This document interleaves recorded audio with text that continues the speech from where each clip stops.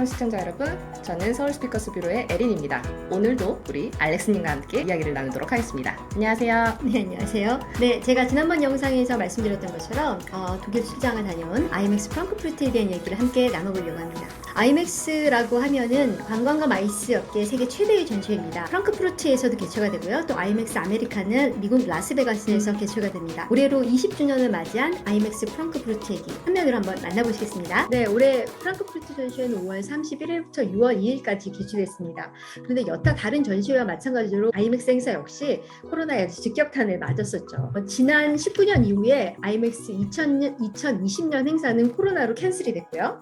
그리고 21년 역시 개최되지 못했습니다. 2022년에는 반드시 열리겠다고 했는데 오미크론이 불어닥쳤습니다. 그래서 올해 행사를 4월에서 5월 말 6월 초로 연기를 했죠. 그리고 마침내 행사가 개최가 되었습니다. 지금 보시는 게 프랑크푸르트 메세 전시장 바로 입구의 모습입니다. 앞에 이제 웰컴 투 IMEX라고 되어 있죠. 메세 프랑크푸르트에는 전시장이 1월부터 12월까지 있고요. IMEX는 이 중에 8월과 9월을 차지하고 개최가 되고 있습니다.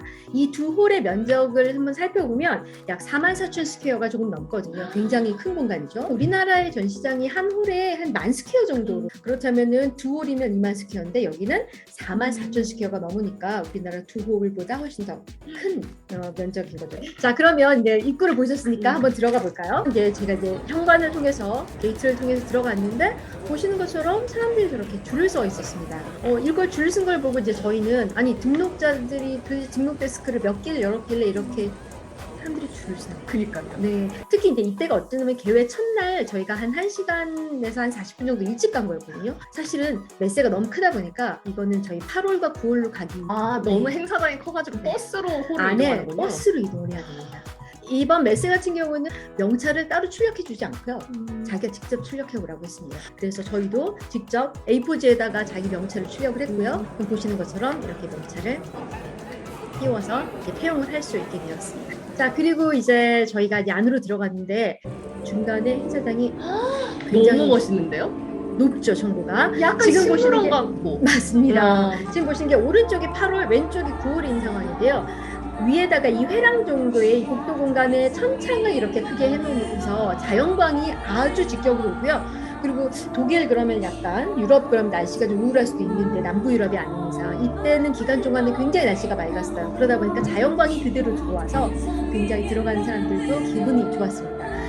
거의 한 2년 동안의 휴지기를 끝내고 나간 거잖아요. 굉장히 사람들이 기뻐했고요. 저기 아까 말씀드렸던 명찰 홀더, 빈 껍데기 홀더만 이렇게 있는 상태입니다. 그리고 보니까 또 빨간색 카페트가 이렇게 깔려 있고 또 이제 직원들도 약간 빨간색 정장을 입고 있어요. 맞습니다. 약간 호텔, 고급 호텔에 오는 느낌이거든요. 네, 제가 깐느를 가본 적은 없지만 레드 카펫을 밟고 들어가는 맞아, 그런 맞아. 느낌이었습니다. 입장을 하게 되면 그 각자의 명찰에 QR 있거든요. 체크를 하게 되죠. 그리고 아주 즐겁게 어서오세요라는 환대를 받았습니다.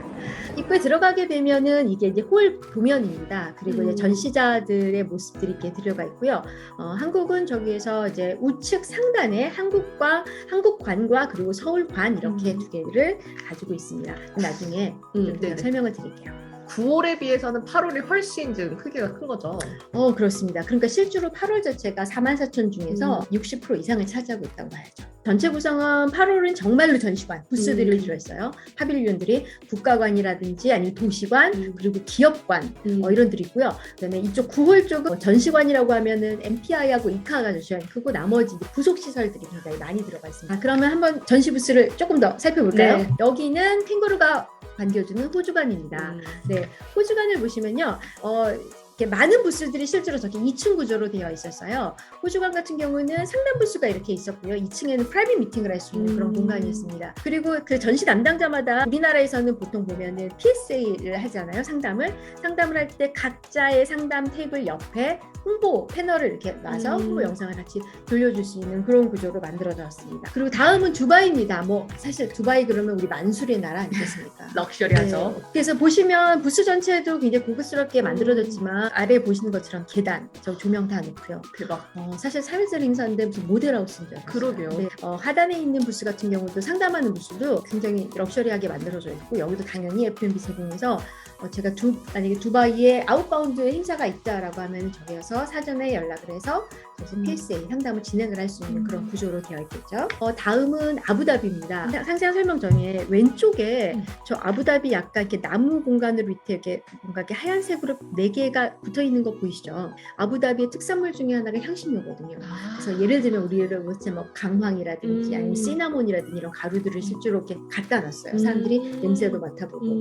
즉 아부다비는 아니지만 부스 안에서 아부다비를 작게 느껴보자는 뜻이고요. 그런 차원에서 앞에 두 분이 앉아 계시는데 어떤 분이실까요? 보시면 이 두 분이 앉아 계시는데 여기 보면 아라빅 캘리그라피라고 써있죠. 대개의 사람들이 자기의 이름을 써달라고 하죠. 이분은 손이나 아니면 뭐 손등이라든지 팔 이런 곳에다가 헤나를 직접 해주고 계셨습니다. 다음은 헝가리입니다. 네, 지금 가운데 보시는 게 이제 헝가리 부다페스트 사진이죠. 너무 가고 네, 싶어요. 전 너무 가고 싶습니다. 네. 헝가리 부스 같은 경우는 굉장히 깔끔하게 구성이 되어 있어요. 쾌적한 공간을 구성을 했는데 특히 이제 가운데 보시면 식물을 그대로 심어놨죠. 이때 행사에 가서도 많은 부스에서 식물을 그대로 활용을 하거나 아니면 친환경적인 소재를 활용을 하거나 이런 것들이 되게 많이 보였습니다.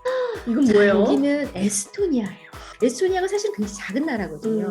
근데 이제 숲이 굉장히 이제 자랑스러운 숲이 많다고 합니다.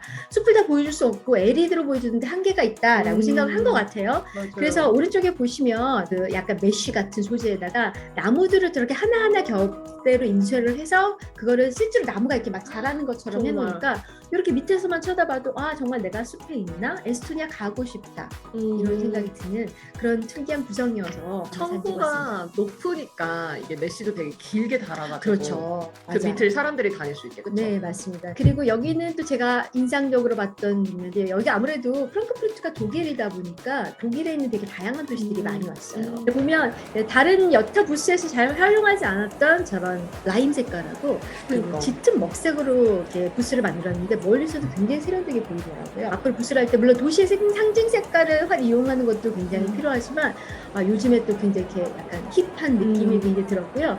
그리고 마치 라이프치히에 가면 저런 펍 같은 게 있을 것 같아요. 네, 그래서 그런 펍에서 앉아서 이렇게 자연스럽게 얘기하면서 여행 온 듯한 그런데 비즈니스 트립을 하는 듯한 그런 느낌을 가질 수 있는 구성을 이렇게 해놨습니다. 그리고 또 제가 인상 깊었던 동네 중에 부스 중에 하나가 브뤼셀. 브뤼셀을 보면서 여기 역시 브뤼셀에 있는 하나의 그냥 카페나 펍을 이렇게 가져온 듯한 느낌이었습니다. 그러면 여기 보면 우리 메뉴판처럼 우리 가게에 대한 메뉴 이렇게 그렇죠. 오늘의 메뉴 이렇게 세워놓잖아요. 그런 것처럼 실제로 구성을 해놨어요. 근데 보면은 메뉴가 아니라 파트너. 우리 이번 이 브뤼셀 부스에는 이러이러한 전시자가 참여했습니다. 라고 해서 그걸 이제 저렇게 놓으니까 지나가면서도 굉장히 내가 혹시 브뤼셀에 와 있나?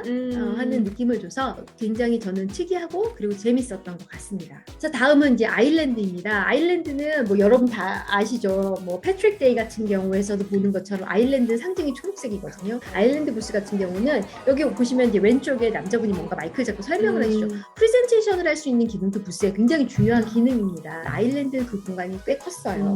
그래서 이제 누군가는 발표를 하고 그리고 이제 앉아서 나머지 분들은 자유롭게 편한 의자에서 프레젠테이션을 듣는데 되게 신기한 게 뭐지? 의자가 욕조 모양이었어요. 저것도 너무 귀엽다. 네, 근데 이제 뭔가 의미가 있겠죠. 그래서 저는 미처 물어보지 못했는데 혹시 이 영상을 보시는 분 중에서 아일랜드에 왜 욕조를 의자로 갖다 놨는지를 아시면 꼭 댓글로 남겨주시면 다음에 저는 또 공유하도록 하겠습니다. 네.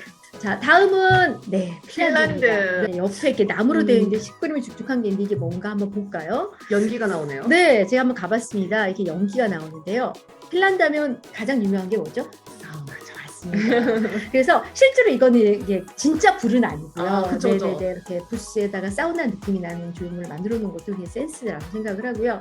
저거 보시면 이제 헤드폰이거든요. 아무래도 이제 전시장이다 보니까 많은 사람들이 이제 자기의 발표를 하다 보면 소리가 막 커질 수 있잖아요. 그래서 헤드폰에만 들릴 수 있도록 그렇게 하는 기능들을 많이 부스에서 쓰고 있었습니다. 네, 다음은 이제 싱가포르인데요. 이제 뒤에 보면은 저기 싱가포르에 있는 한 지역의 사진이거든요. 근데 오른쪽에 보면은 또 사람들 사진이 막 올라가죠. 그러게요. 저 지역을 배경으로 해서 앞에서 사진을 찍어주는 사람이 있습니다. 저 지역의 사진은 계속 변하고요. 싱가포르 간 지가 벌써 한 6, 7년 된 것 같은데 꼭 다시 가고 싶습니다. 맞아요. 네, 여기는 뉴질랜드예요.